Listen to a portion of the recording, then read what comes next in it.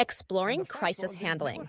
Tylenol's bold transparency amidst brand They never challenges. said we are the safest airline in the There's a world. big difference. Yeah. Big difference. Yeah. And if, assume for a moment, and I thought about it when I was working in advertising, if Lufthansa had a mishap, will the other airlines go to town saying, look, they said we are the safest airline in the world, but they are not?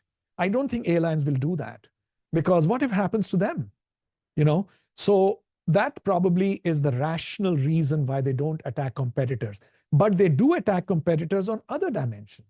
If the product is not effective, the product creates side effects, or the product doesn't last long enough, or whatever it is, then they do attack them. So in what we say, the first principle that we talk about when a brand is perceived to have transgressed, we say the first principle, which is pretty much the parent principle, is do the right thing.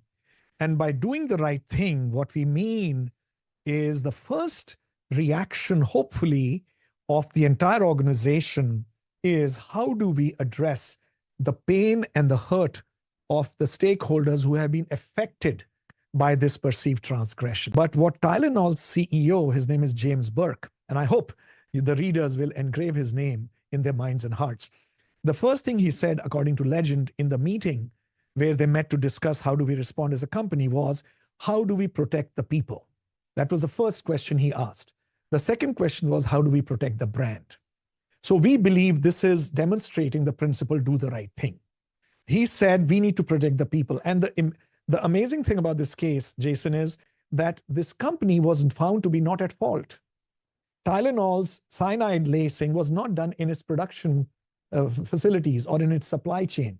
Somebody did it probably in the pharmacy. Yeah, probably opening some bottles up. That's exactly right. And Tylenol was not at fault. In spite of that, Tylenol said, how do we protect the people, as their first question. Starting from that question, the entire playbook opened up. Everything started with that question. Tylenol became transparent, like transparent.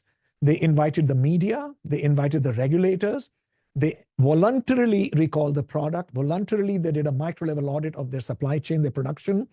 They opened a hotline for consumers. At that time, there was no internet, there was no email, there was no social media. There was 800 line. So they had operators who were giving consumers real-time information about Tylenol. And one of the most striking things that James Burke did was he went on multiple TV channels and radio channels, and he said to consumers, don't buy Tylenol. He said, don't buy Tylenol. This was his way of doing the right thing. At today's prices, that entire 3-month effort cost the company $300 million. At today's effort, today's exchange rate, today's purchasing power parity and stuff like that. Think about it. If a company has to do $300 million to basically fix their problem, most companies will balk at it. And there is so much stuff flying around in the media. Your reputation is at stake, right? Many companies will say, no, I'm not going to do this. And truth is, James Burke got a pushback from his own senior executives. They said it's an overreaction. But he was clear. How do we protect the people is doing the right thing.